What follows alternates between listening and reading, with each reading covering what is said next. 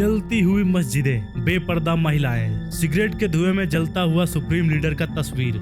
आज पूरा ईरान सड़क पर है और पहले भी था। Post revolution protest 1979, student protest 1999, fuel price protest 2019, Mahsa Amini protest 2022। लेकिन हर बार की तरह इस बार भी सुप्रीम लीडर को हटाना नामुमकिन है, क्योंकि ईरान के आवाम के पास कोई एक मजबूत चेहरा नहीं है। जैसे अहमद शाह कजार के सामने शाह पहलवी थे, शाह पहलवी के सामने मोसादिक थे और रेजा पहलवी के सामने आयतुल्लाह खुमैनी थे, और खुमैनी ने सत्ता में आने के बाद कोई नया चेहरा उभरने ही नहीं दिया। लेकिन मैं बताऊंगा कैसे सुप्रीम लीडर ने ईरान को सड़क पर ला दिया और उनके विचारों ने ईरान में जन्म दिया economical crisis, social and cultural crisis, water and environmental crisis. Women had been promised by Khomeini that they would have equal rights with men.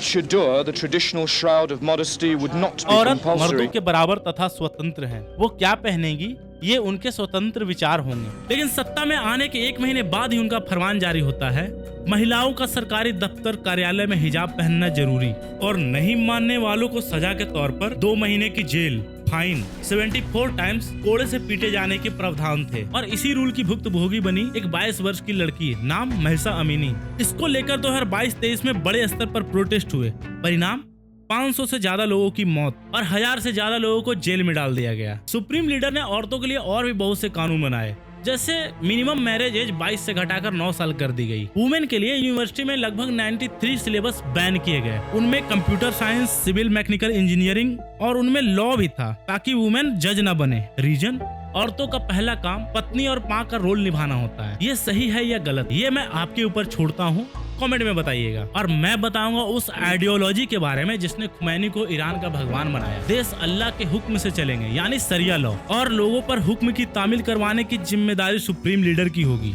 और सुप्रीम लीडर सबसे ऊपर होगा, उनके पास होगा मिलिट्री, मीडिया, इकोनॉमिक पे कंट्रोल, रूल एस्टेब्लिश और demolish करने का वीटो पावर। कौन चुनाव लड़ेगा, कौन चुनाव नहीं लड़ेगा, इसका निर्धारण गार्जियन काउंसिल के 12 लोग तय करेंगे। इन 12 में से 6 लोगों का चयन खुद सुप्रीम लीडर करेंगे और बाकी के 6 जुडिशरी करेगी, और इस जुडिशरी का चयन भी सुप्रीम लीडर खुद करेंगे।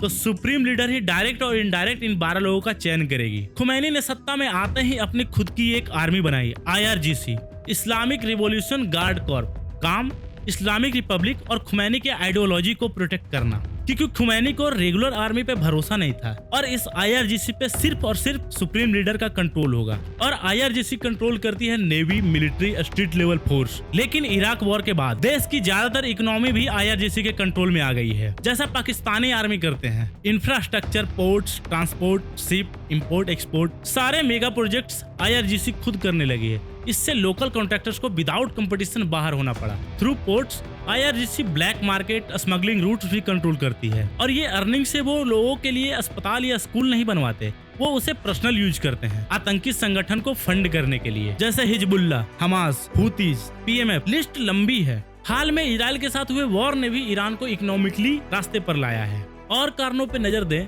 तो गवर्नमेंट लोगों को सब्सिडी देती थी। जैसे कोई ब्रेड का पैकेट 100 रुपए का हो तो उस पे गवर्नमेंट 40 रुपए सब्सिडी देती थी, ताकि आम लोगों को रोजमर्रा की चीजें सस्ती मिले। लेकिन जब ईरान की इकोनॉमी गिरी तो सरकार ने सब्सिडी हटा लिया। इससे रोजमर्रा की चीजों की कीमत अचानक आसमान छूने लगे, और इन्हीं कारण से फ्यूल प्राइस को लेकर 2019 में बहुत बड़ा प्रोटेस्ट हुआ। एक बार फिर पूरा ईरान सड़क पर था। परिणाम वही हर बार की तरह, मौत और गिरफ्तारी। लेकिन सबसे बड़ा जो कारण है इकोनॉमी गिरने का, वो है अमेरिका द्वारा लगाया गया सैंक्शन, जिस पर मैं एक सेपरेट वीडियो बनाने वाला हूँ कि कैसे अमेरिका ने ईरान को बर्बाद की। कल्चरल और इकोनॉमिकल क्राइसिस के अलावा एक और चीज है जिसने ईरान को सड़क पर लाया है, वाटर क्राइसिस। आज तेहरान, मसाद जैसे बड़े शहर पानी के लिए जूझ रहे हैं। नदियां सूख चुकी है, ग्राउंड वाटर नीचे चले गए हैं, एक्वेफर्स खत्म हो गए हैं, जिसके कारण कई बार सुनने को मिलता है कि जमीन नीचे धंस रही है। अगर क्लाइमेट चेंज को अगर नजरअंदाज करें तो इस परेशानी का एक बहुत बड़ा कारण ईरान खुद ही है। खुमैनी के सत्ता में आने के बाद ईरान ने काफी डैम्स और कुएं बनवाए,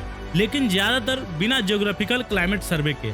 नदियों को इंडस्ट्री और प्लांट के तरफ मोड़ दिया गया, जिससे गांव के लोगों को सूखे का सामना करना पड़ा। लेकिन सबसे बड़ा कारण ये है कि ईरान की 90% पानी खेती में इस्तेमाल होती है। मेरी सलाह में हाई वाटर डिमांड फसल जैसे गेहूं, चावल को खुद उगाने के बजाय बाहर से इंपोर्ट करके पानी की समस्या से निजात पाया जा सकता है। बाकी ईरान एक स्ट्रॉन्ग देश है, आज तक अमेरिका के सामने सीना ताने खड़ा है, और उम्मीद यही है कि हर बार की तरह ईरान खुद को संभाल लेगा।